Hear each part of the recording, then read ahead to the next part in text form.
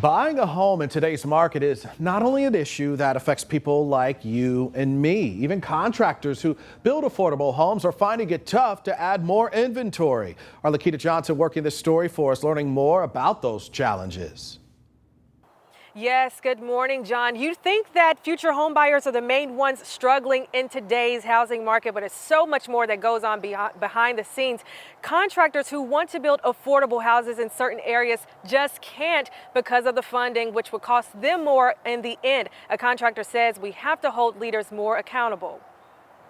Builders are not incentivized to build in our communities. So what's happening is many of the more wealthier communities that many of the larger builders are building in are communities that your average person, your teacher, your police officer, they can't afford to move in some of these areas. The housing market is also directly impacting those like contractor Anthony Jackson, whose real estate company JRI LLC develops affordable low-income quality housing. And in the communities where many of our people have grown up in, South Memphis and Whitehaven, Hickory Hill, there's no production being done there. Which means there's also no incentive for builders to come into these areas. Jackson says this contributes to not having enough inventory. Trying to compare a comp from 50 years ago to a brand new house that I'm building today, there is a lot of skepticism and a lot of lenders are kind of shying away from that. And then, or they say that project is too small. But for quality affordable housing, Jackson says most average pre-approvals are between $100,000 to $200,000, which isn't typically enough for lenders to see a return of investment. From a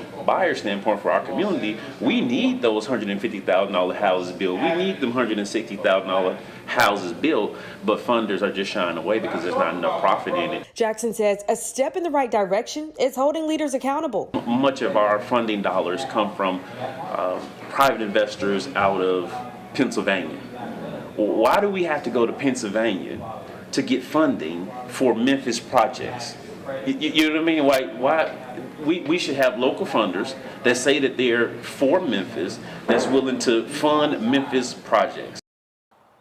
Jackson says the issue is that other investors are willing to bring money into this area, but we aren't willing to invest in our own community. That's an issue that needs to be changed. In Memphis, I'm Lakita Johnson.